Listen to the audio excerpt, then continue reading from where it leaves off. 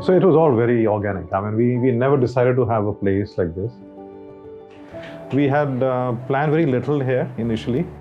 We were still growing, so we were finding a proper color, and the idea was to make it fresh. And so initially we thought of no color really. My philosophy at those days, before he came in, was that the project is going to provide the color. So every project we finish or complete would be on the wall, and then those will be the kind of dressings on the wall, right? So to say. So that's how the color palette was being decided in those days.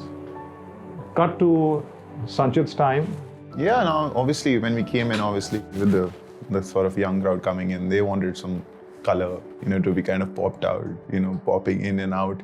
So obviously then that's how the grays came in, the neutral palettes of whites, grays came in. And then of course there would be some walls where we would kind of have these mint colors going in. And then rest all, it's all about an open space, an open studio where your sketches are kept everywhere. That's the process. It's very organic. It's like a chef's, kitchen. It's as good as that. If I would say it's dirty, it's messy, chaotic, and it need not be beautiful. Because nothing beautiful in architecture can be created without being chaotic. It's as simple as that. One thing that I liked was the fact that there was strong backing. There's no Pinterest back then, right? So everything had to come through books. So everywhere in the office, there are like these beautiful old books, like these are probably the best of best books that he collected over the time. It's like a library of knowledge, honestly, in our office. Every day when we get up, I think it's a challenge in itself.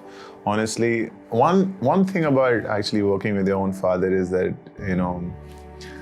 the separation of that, small little line of being a father and son at home versus a boss-son relationship at work. So talking with the team, it's been brilliant. I keep learning from them. It makes me feel younger. It makes me feel fresher. There's so much passion in them, and there's so much youth and exuberance. You take that passion into design. You see, that's what works for the project. It's more democratic. It's not autonomous. It's just straight up that we're open to your ideas. Float it. Float your ideas, float your tender of ideas, and then we take it, what we like. So basically, the best part is that in such a short period of time, like 9 months only, I've experienced all kind of projects, which is very rare when you go to anywhere else. So if I choose, I have been enjoying restaurants and cafes, hospitality more than residence and things like that. So I have worked in a few offices here and there, but I think that in Renaissance, the work culture is very good because there is as such no hierarchy between the colleagues. We all work together. There is no senior or junior scene. It's actually a team that we work together, and it feels great. It feels like you're working with your friends. So that's great.